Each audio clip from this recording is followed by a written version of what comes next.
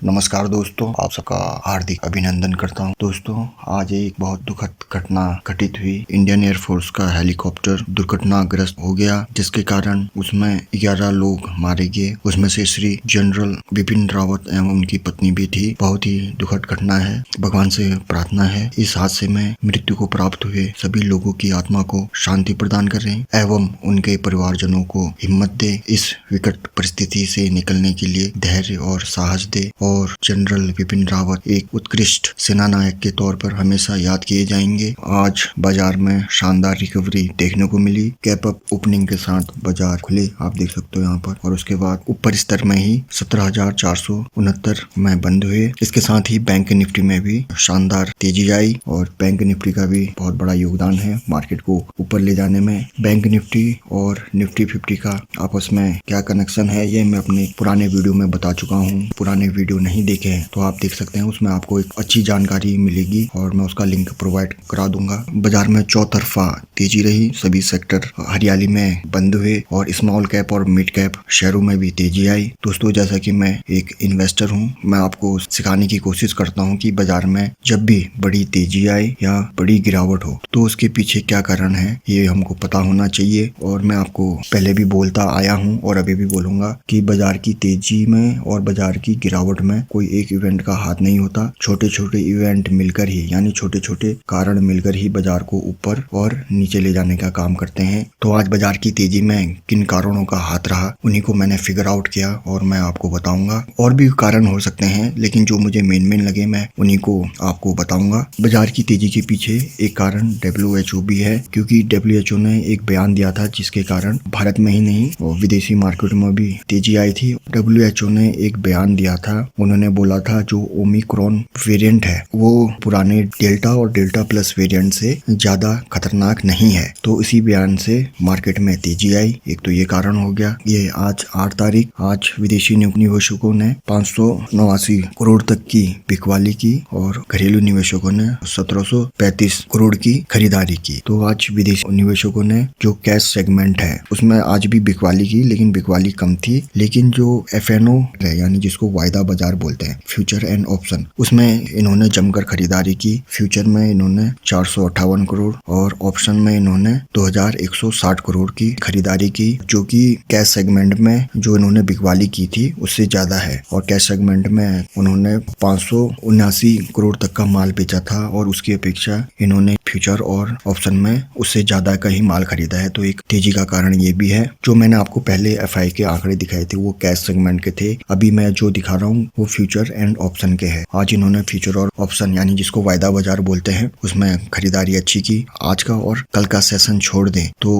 उससे पहले बाजार में ज्यादातर गिरावट ही थी। तो जब बाजार में ज्यादा गिरावट होती है तो उसको ओवरसोल्ड मार्केट बोला जाता है, यानी जब हद से ज्यादा बिकवाली हो जाती है तो जो शेयर हैं उनकी वैल्यू भी कम हो जाती है, यानी उनका PE घट जाता है। जब मार्केट ओवरसोल्ड हो, ज्यादा ही गिर चुका हो, क्योंकि उसमें शेयर्स डिस्काउंट प्राइस में मिल जाते हैं, तो निवेशकों ने ओवरसोल्ड मार्केट का फायदा उठाया और जमकर खरीदारी की। एक ये भी कारण है बाजार में तेजी का। और एक और कारण बता देता हूँ, विदेशों से भी कोई बुरी खबर नहीं आई, अच्छे संकेत ही आए, तो उससे भी बाजार को एक सपोर्ट मिला। कभी भी बाजार में अगर ज्यादा ही गिरावट या ज्यादा ही तेजी आए तो आप एक बार विदेशी मार्केट के साथ साथ जो ग्लोबल न्यूज है उस पर भी नजर डालना, उसका असर भी मार्केट पर पड़ता है। और जो बाजार की तेजी में जो सबसे महत्वपूर्ण कारण था वो था RBI की मॉनेटरी पॉलिसी। 6 तारीख से RBI की मॉनेटरी पॉलिसी की मीटिंग शुरू हो गई थी, जो कि आज खत्म हो गई है। और साल में 6 बार MPC की मीटिंग होती है। MPC बोले तो मॉनेटरी पॉलिसी कमेटी।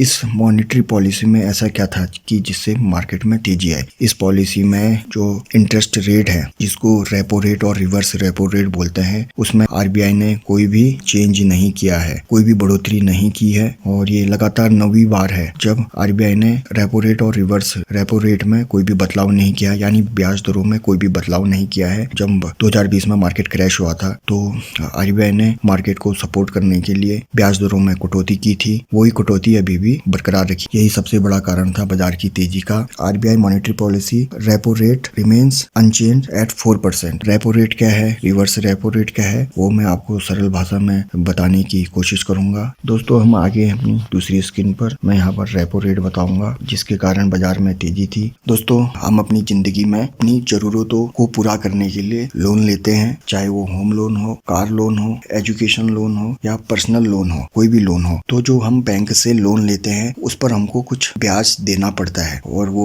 ब्याज बैंक निर्धारित करता है कि वो किस ब्याज दर पर हमको लोन दे रही है, चाहे 7% या 8% जो भी है। जैसे हम अपनी जरूरतों को पूरा करने के लिए बैंक से लोन लेते हैं, ठीक उसी प्रकार बैंक को भी अपनी जरूरतों को पूरा करने के लिए यानी रोजमर्रा के कामकाज के लिए काफी रकम की जरूरत पड़ती है। अगर बैंक को रकम की जरूरत पड़ेगी तो वो कहाँ से लेगी, तो वो इसके लिए आरबीआई के पास जाती है, आरबीआई से लोन लेती है और उस लोन के बदले बैंक को ब्याज चुकाना पड़ता है जैसे हम चुकाते हैं। और जिस ब्याज दर पर आरबीआई बैंकों को लोन देती है उसको ही रेपो रेट कहते हैं और इसी रेपो रेट को आरबीआई ने अभी बढ़ाया नहीं है। अगर आरबीआई रेपो रेट बढ़ाती है तो इसका मतलब बैंक जो आरबीआई से लोन ले रहे हैं उस पर बैंकों को पहले से ज्यादा इंटरेस्ट देना पड़ेगा और उसकी भरपाई वो कहाँ से करेंगे, उसकी भरपाई वो जो होम लोन है, कार लोन है, एजुकेशन लोन है उसके इंटरेस्ट रेट को बढ़ाकर करेंगे। आपने कभी गौर किया होगा, कभी न्यूज में सुना होगा कि आरबीआई ने रेपो रेट घटाए तो ठीक उसके बाद होम लोन, कार लोन ये सब सस्ता हो जाता है। और आपने देखा भी होगा कोरोना काल में जब आरबीआई ने रेपो रेट घटाए थे तो ये होम लोन, कार लोन और भी जितने भी प्रकार के लोन है सब सस्ते हो गए थे। अगर जब भी रेपो रेट बढ़ेगा तो समझ लेना जो हम लोग लोन लेते हैं वो भी बढ़ते हैं और जब भी रेपो रेट घटेगा तो समझ लेना जो हम लोन लेते हैं उनकी ब्याज दरें भी घट जाएंगी। दोस्तों अब हम बात करते हैं ये RRR, यह है रिवर्स रेपो रेट। अब इसका मतलब क्या है दोस्तों, जैसे हमारे पास पैसे बच जाते हैं तो हम उसको क्या करते हैं, बैंक में जमा करते हैं और जो हम पैसे जमा करते हैं चाहे वो सेविंग अकाउंट हो या एफडी हो उस पर हमको एक इंटरेस्ट देता है। वैसे ही बैंकों के पास अपना कामकाज निपटाने के बाद, दिन भर का कामकाज निपटाने के बाद जो रकम बच जाती है उस रकम को वो आरबीआई के पास जमा कर देते हैं। क्यों? क्योंकि वो रकम जमा करने पर आरबीआई उनको एक निश्चित इंटरेस्ट देता है जिससे बैंकों को भी फायदा होता है। बैंक सोचते हैं कि ये जो पैसे हमारे पास पड़े हैं उनसे भी कुछ कमाई की जाए यानी कुछ इंटरेस्ट कमाया जाए। तो वो इंटरेस्ट कमाने के लिए बैंक के पास जो बची हुई राशि है पूरे कामकाज निपटाने के बाद वो आरबीआई के पास जमा करते हैं। क्यों करते हैं? ताकि उस जमा राशि पर उनको इंटरेस्ट के रूप में कमाई हो और जिस दर पर आरबीआई बैंकों की जमा राशि पर इंटरेस्ट पे करती है उसको ही रिवर्स रेपो रेट कहते हैं। दोस्तों आशा करता हूँ आपको समझ आ गया होगा। मैंने